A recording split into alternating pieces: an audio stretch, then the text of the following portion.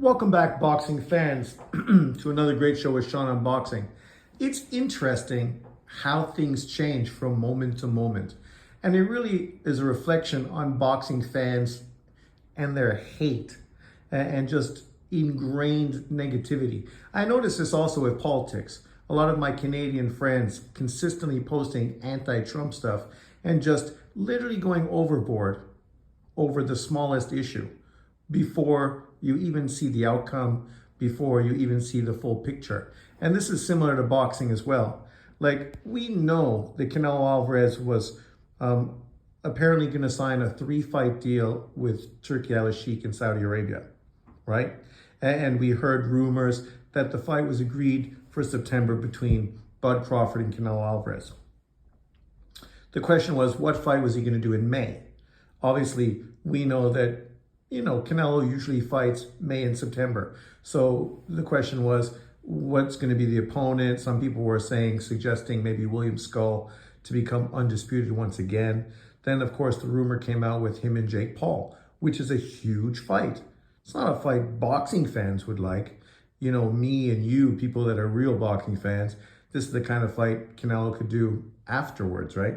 After you sort of shoot your load in real fights and then you save this big money fight at the end of your career. But we just saw Anthony Joshua and Tyson Fury in a similar fight. And while both of them had some negativity thrown at them, it wasn't to the extent that Canelo Alvarez has recently been getting since the conversation between him and Jake Paul actually was brought up. So, you can see that a lot of it's just unjustified and just comes from a place of really hate and negativity from boxing fans.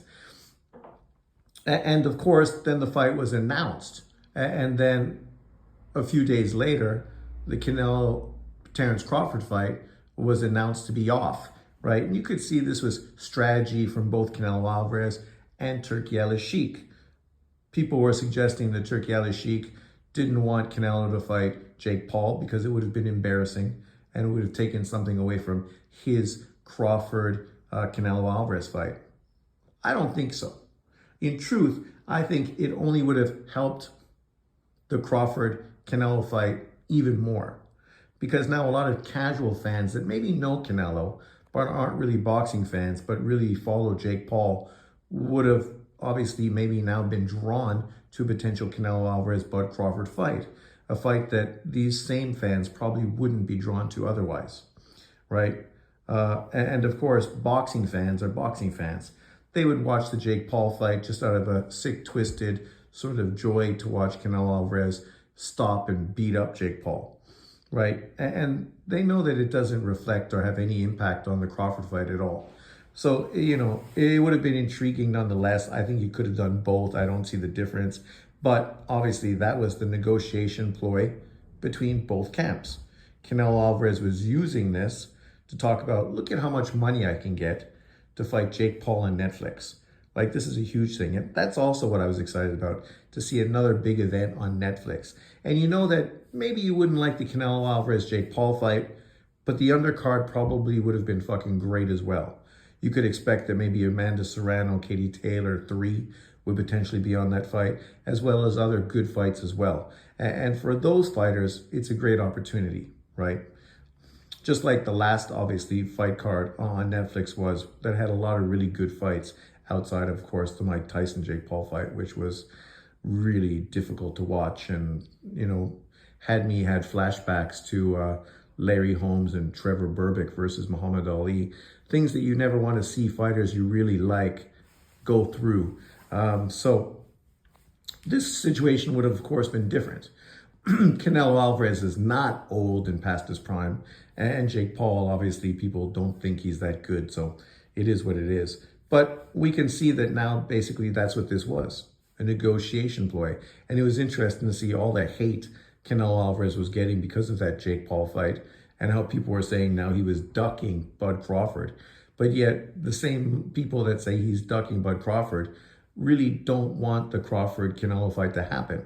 Because in truth, they would be very upset to see Canelo Alvarez knock out Bud Crawford, because a lot of the narratives based on race and other kind of stupid shit that people fanboy for would kind of be shoved in their face. And a lot of people that they go back and forth with would use it as a way to mock and ridicule them, right?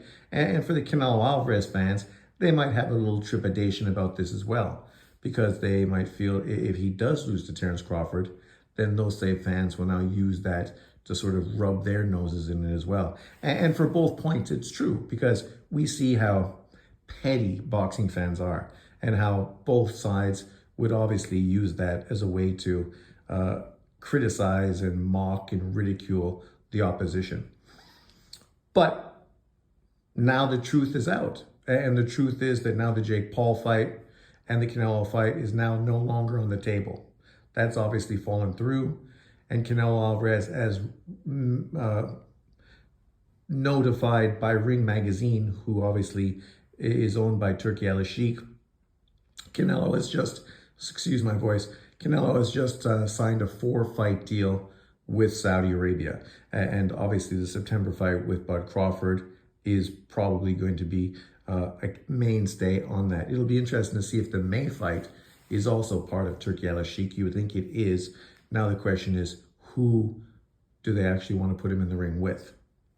That's going to be the interesting story. For me, I was kind of hoping that a fighter like Pacheco or Mbili or somebody else would fight William Skull for that IBF title. So that now if Canelo Alvarez was fighting somebody for undisputed, it would be an opponent that people, you know, would be far more interested in seeing Canelo against. I know people are going to criticize Canelo regardless of who he fights. But if he fought Mbili, man, that's a great fight. Very action-packed.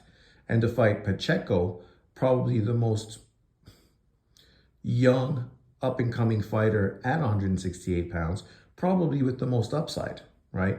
And probably a guy that needs a fight or two before actually stepping in to face Canelo Alvarez. Getting in there and fighting William Skull would be a good prelim fight. And then obviously we know he wouldn't be fighting until later in 2025 or potentially 2026, which would allow Pacheco at least another fight in the meantime. So easily 2 fights before a possible undisputed unification fight with Canelo. So I was preferring that, but you know, at this point, I would not be surprised if the William Skull Canelo Alvarez for undisputed fight is what happens in May, paid for by Turki Al-Sheikh in Saudi Arabia, all to put the undisputed titles online for the Canelo Alvarez-Bud Crawford fight in September. So that's probably the most likely scenario. Obviously, William Skull is an easy guy to get. You know, he'll be happy to get a career-high payday and to fight Canelo Alvarez. So, you know, it makes sense. He also stylistically could potentially benefit Canelo Alvarez leading into a Bud Crawford fight, because he's going to be a slick boxer, defense first, you know, potentially bringing a lot of the attributes we just might see Bud Crawford, you know, use against Canelo Alvarez. But let me know what you think in the comment section below. A lot of people are anti-Saudi Arabia and anti-Turki Al-Sheikh, even though obviously the Bud Crawford-Canelo Alvarez fight is going to happen in Vegas, and it's going to be a huge event. So you would think these same people would be happy about it. But some people are just not happy about fucking anything, right? Boxing can give them the best fight cards in the last 40 years, and people are still going to fucking lament, moan, and just be prickly bastards. It just is what it is. So, you know, if you follow YouTube boxing and boxing pundits across the board, you just know what to expect from them. So it's no shock or surprise. But I would think the first 2 fights of that deal, obviously, would be Skull and then Bud Crawford. And after that, you know, it'll be interesting to see what the next 2 fights are. I guess if the Bud Crawford-Canelo fight is really good, that potentially could be a double header with one more outlaying fight afterwards, potentially a Mbili or a Pacheco, or maybe even a David Benavidez. Who knows, depending on what happens at 175 with the undisputed titles. But let me know what you think about this news. Are you disappointed that Canelo's not going to get to knock out Jake Paul on Netflix? I'm a little disappointed because I don't think it would impact the Bud Crawford fight at all. Actually, I think it would be more beneficial. But it is what it is. It's just interesting with people who are going to have to flip-flop now and find reasons to now criticize Canelo Alvarez for fighting Bud Crawford. But leave your comments below.